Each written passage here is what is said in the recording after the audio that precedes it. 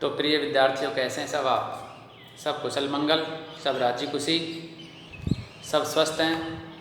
हाँ, सबसे पहले शरीर को स्वस्थ रखने के लिए आपको व्यायाम, योग, आसन और संतुलित भोजन और पर्याप्त नींद यानी कम से कम आपकी एज के बच्चों को 8-9 घंटे सोना चाहिए तो सोना चाहिए। इतना सोना चाहिए, जितनी आवश्यकता है उतना ही आपको टीवी देखना चाहिए, मोबाइल देखना चाहिए, इससे ज़्यादा नहीं। आपका काम हुआ, मोबाइल को एक साइड में रख दिया, फिर अपने प्रसन्न चित्त से आप टीवी देखें, थोड़ी देर मनोरंजन करें, आसन, व्यायाम, योग करें, शरीर को स्वस्थ रखें, अपने शरीर को ऊर्जावान बनाएं और बालिका थोड़ा बहुत अपने घर में माँ का काम करवाएं, हाथ बटाएं। इन सभी चीज़ों के साथ प्रसन्न रहकर अपने घर पे पढ़ाई करें। तो कक्षा 8 की अगर बात करें तो अपन एक चैप्टर पढ़ रहे थे, बिलस्य वाणी यानी बिल की वाणी। तो उसके अंदर अपन ने पढ़ लिया था कि एक भूखा शेर और एक गिद्ध की गुफा में रात को रुक गया, और जब वो उसका मालिक आया, गिद्ध आया और उसने गुफा में देखा कि शेर के पैरों के निशान जाते हुए आते हुए नहीं हैं, तो उसको देखकर आश्चर्यचकित हो गया और मन में विचार करने लगा कि निश्चय इसमें कोई न कोई बैठा है। अपनी बुद्धि से काम लेकर दूर जाकर उसको आवाज़ मारता है कि बताओ, आपने कही थी कि जब आप आओगे बाहर से तो मैं आपको आवाज़ मारकर बुलाऊंगी, अन्यथा मैं कहीं दूसरी गुफा में चला जाऊंगा। क्या तुम्हें याद नहीं? क्या तुम भूल गई हो गुफा? तो शेर विचार करता है मन में और यहाँ से अपना आगे का पाठ शुरू करते हैं। अथ एतत् श्रुत्वा सिंह, उसके बाद एतत् श्रुत्वा यह सुनकर, सिंह अचिंत्यत, शेर सोचता है, नूनम ऐसाम, न्यूनम मानी निश्चय, ऐशाम मानी यह, गुह्या स्वामिनो सदा आह्वानम करोति, ये गुफा हमेशा अपने स्वामी का आह्वान करती है, बुलाती है, परंतु मद भयात न किंचित वर्ती, परंतु मेरे डर से ये आज कुछ नहीं बोल रही है। ये मन में उसने विचार किया।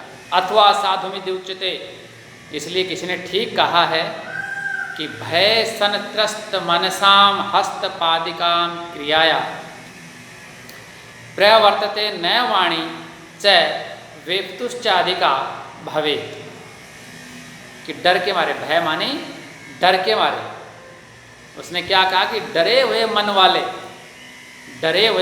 जब आदमी डर जाता है तो उसके हाथ पैर आदि सब काम करने बंद कर देते हैं। तो ये हो सकता है गुफा मेरे से डर गई हो और इस प्रकार से नहीं बोल पा रही हो, इसके शरीर में कंपन हो रही होगी मेरे डर के मारे, इसलिए ये नहीं बोल रही है। तो क्या करना चाहिए? तद अहम अस्य आह्वानम करोमि, इसलिए अब मैं इसको आह्वान करता हूँ, मैं इसको आवाज़ देता हूँ, मैं इसको बुलाता हूँ। तो एवं स बिले प्रविश्य में भोजन भविष्यति, और वो इस बिल में प्रवेश करके और मेरा भोजन बन जाएगा और मैं खा जाऊँगा। तो इति विचारिए, इत्थम विचारिए, इस प्रकार का विचार करके सिंह सहसा मानी अचानक, श्रृगाल से आह्वानम करोति, ऊंची आवाज में श्रृगाल को, उस गिद्ध को आवाज देता है। सिंह उच्च गर्जनम, शेर की ऊंची गर्जना, प्रतिध्वनिना सा गुह्याम उच्चैन श्रगला आह्यात, अब उस गुफा में ऊंची आवाज से दहाड़ कर उसको बुलाता है, उस गिद्ध का आह्वान करता है। तो अनेन अन्य अपि पशु भयभीता अभवन, तो और जो वन में पशु पक्षी थे वो भी भयभीत हो गए, डर गए। श्रृगालो अपि तत दूरम पलायमानम इयम पाठत, और गिद्ध भी भागता हुआ दूर और इस एक श्लोक को पढ़ता है। अनागतम ये कुर्यते स शोभते, स शोच्यते यो न करो न आगम, वने अत्तर संस्थस्य समागता जरा, विलस्य प्राणी न कदापि मैं श्रुता, विलस्य वाणी न कदापि मैं श्रुता। उसने कहा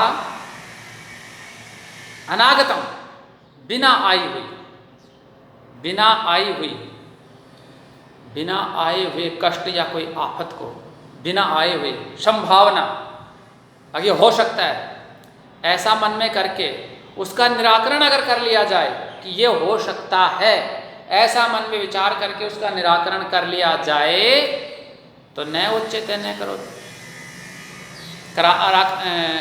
अनागतम ये कुरते शय शोभते, आए हुए कष्ट को या आपदा को दूर से देखकर बिना आए ही अगर उसका निराकरण कर लिया जाए तो ये अच्छा है, शोभनीय होना चाहिए, कर लेना चाहिए, तो होना चाहिए।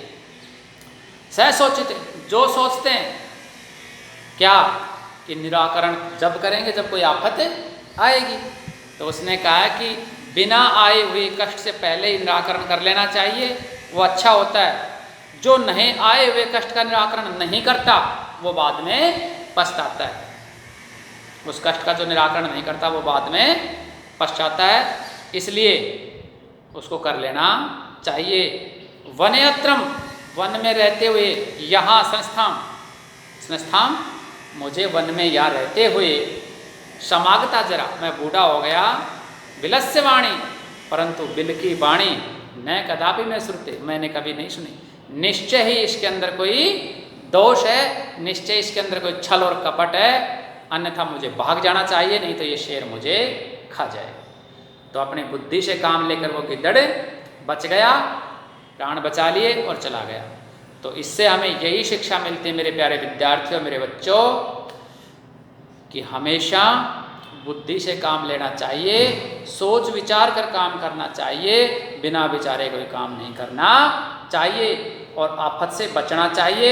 आफत आने की संभावना हो तो पहले उसका निराकरण कर लेना चाहिए।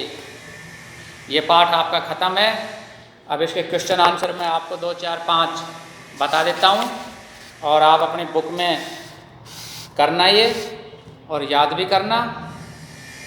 सिंहस्य नाम किम, तो शेर का नाम क्या था मैंने आपको बता रखा पाठ के पहले ही है, आपको पढ़ना चाहिए, पर फिर मैं आपको यहीं पर करा देता हूँ। खर नखर नाम था उसका।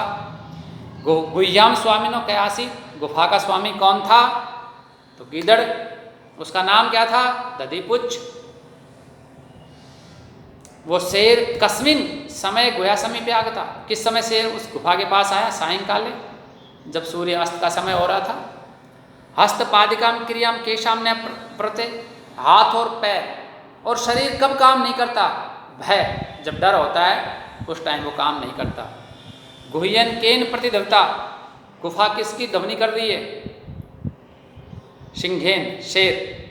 गुफा के अंदर कौन था, शेर, तो गुफा कौन ध्वनि कर रहा था, शेर।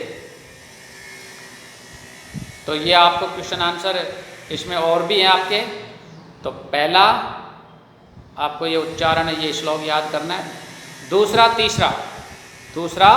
तीसरा और चौथा ये क्वेश्चन आपको करके लाने हैं। ये चैप्टर यहीं ख़त्म होता है। आज का इतना ही काफ़ी है। अगला चैप्टर अगले उस अपने जब अपनी तारीख आएगी, अपनी बारी आएगी, अपना नंबर आएगा, उसे फिर भेजेंगे। जब तक के लिए स्वस्थ रहना, निरोग रहना, प्रसन्न रहना, यही सबको मेरी शुभकामनाएं, मंगल कामनाएं, और इसी के साथ सबको धन्यवाद। ये पाठ अब यहीं समाप्त होता है।